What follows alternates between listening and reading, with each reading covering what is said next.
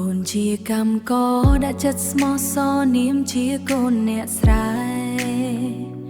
កូននឹងស៊ូដើម្បីពុកម៉ែបានថែពេលលោកជរា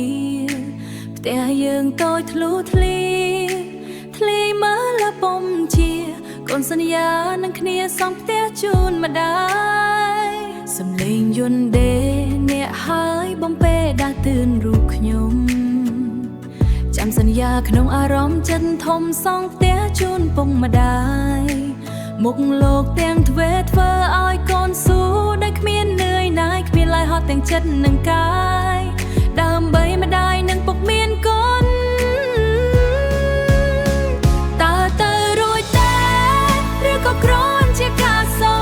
បិនឬក៏គ្រាន់ជាការស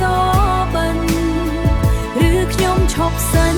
កុំឲ្យសបិនសំពាដួងចិត្តមកគ្មានថ្ងៃទេបញ្ឈប់ការគិត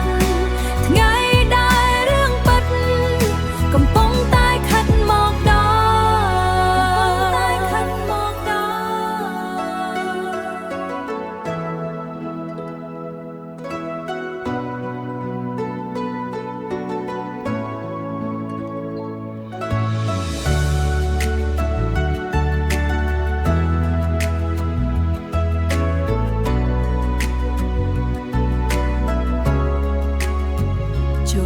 ឆ្នាំថ្មីកូនមានសេរីសម្រេចប្រាថ្នាមានតែធំគប់ជូនមាតាបិតាស្ថិតក្នុងវ័យដែលជរាទឹកភ្នែកច្រើនតង់មិនដឹងស្រក់មកតាំងពីពេលណារំភើបគ្រប់គ្នាក្នុងនាមមាត់ភ្ងាសង្គនបងម៉ែតើទៅរួចទេឬក៏គ្រាន់ជាការសបិនក៏គ្រាន់ជាការសបិនឬខ្ញុំឈប់សិនកុំឲ្យសបិនសំពាដួងចិត្តមកគ្មានថ្ងៃទេបញ្ឈប់ការគិត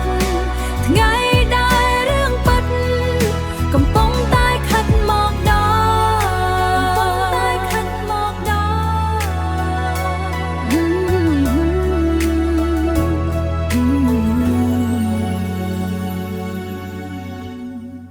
គ្មានតែពាក្យចាស់កំព្រាក្នុងវចនានុក្រមកូន